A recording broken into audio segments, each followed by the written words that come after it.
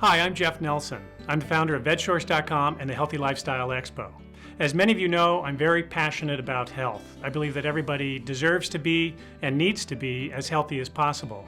That's why we put on the Healthy Lifestyle Expo in Los Angeles every year. This year it's coming up in October. We've got some amazing speakers with life-saving information. There's still some tickets available. I hope you'll consider joining us. Now let's listen to one of the speakers that we're going to be hearing from during the weekend. So what about the Mediterranean diet?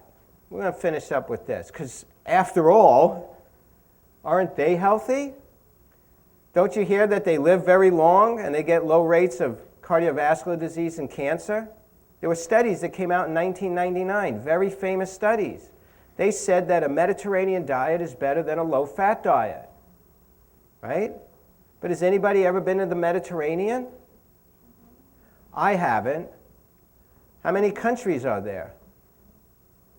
I had to look on a map. Many. So if you hear this news that a Mediterranean diet is better than a low-fat diet, and you want to go on the Mediterranean diet, what diet do you go on? Do you go on the Greek diet or the French diet? The Northern Egypt diet or the Israeli diet? Or do you go on the Italian diet?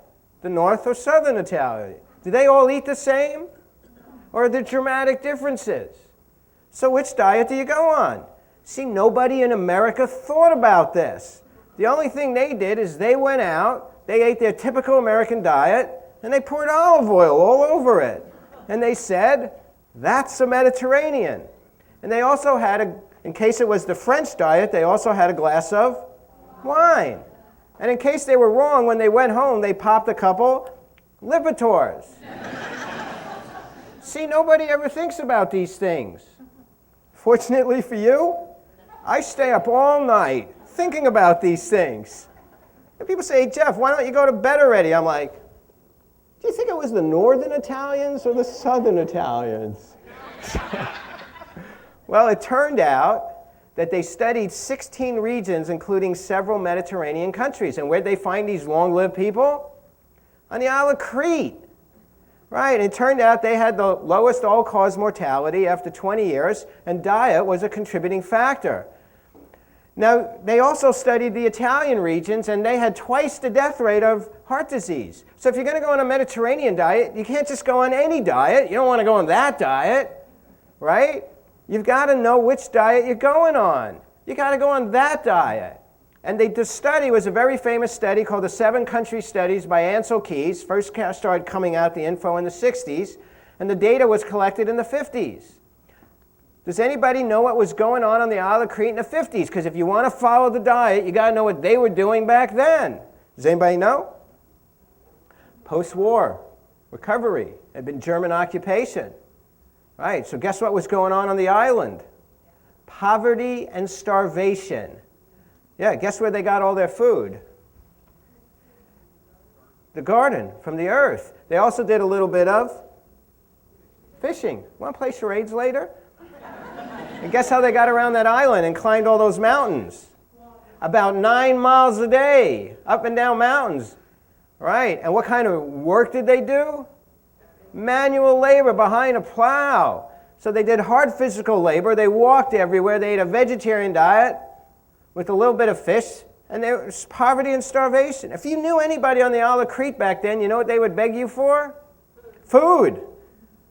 Chocolate. But is that what's going on there now? They eat twice the saturated fat. They eat 3.5 times the trans fat. They eat half the fiber and 3.5 times the cholesterol. Is there anybody in the world still following that diet?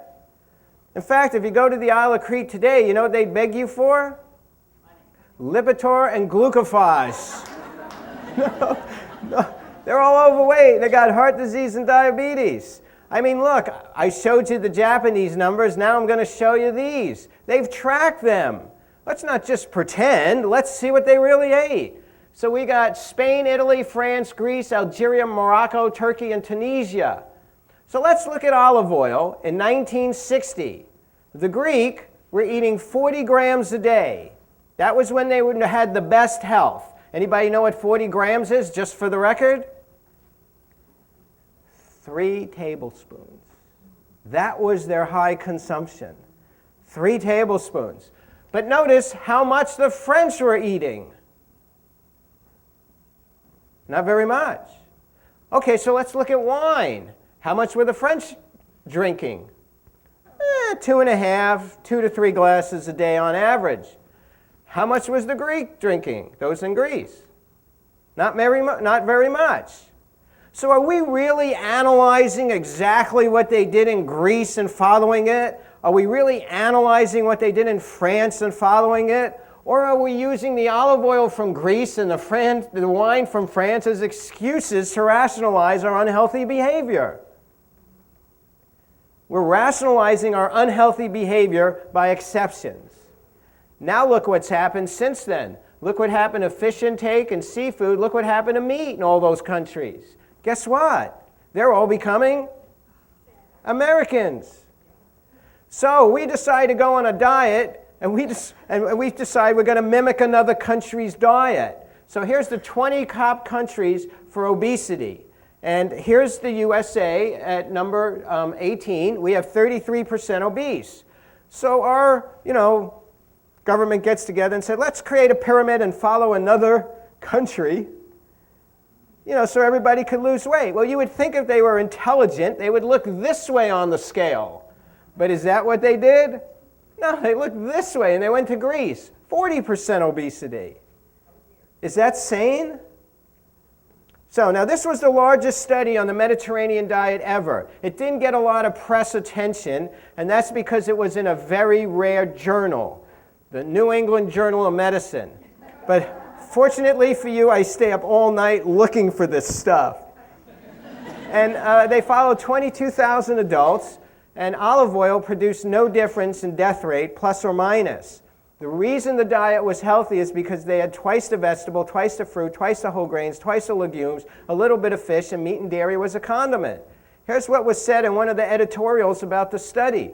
If the main message that Americans get is to eat more olive and canola oil, that's unfortunate, because you'll only increase your calories and you already eat too much.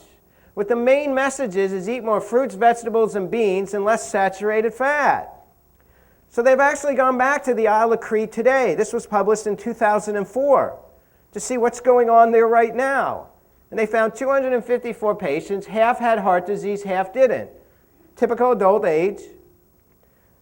The group that had heart disease had the highest intakes of monounsaturated fat, which there equals olive oil. The ones who didn't have heart disease had the highest intakes of carbohydrates, fiber, and folate. And where do you find that? Plants. And it turned out the more mono they ate, the more olive oil, the more heart disease they had. So here's what happens when you feed people a high-fat meal. This is blood flow. That's normal. After the high-fat meal, blood flow decreased for 6 hours. It peaked 4 hours later. Blood flow slowed down. It sludged. This is called lipemia, fat in the blood. And here's what, this is that Robert Vogel. Remember I mentioned him earlier? Who studies blood flow? Here's what he said. This study has shown that a meal containing olive oil as a fat source reduces blood flow by 31%.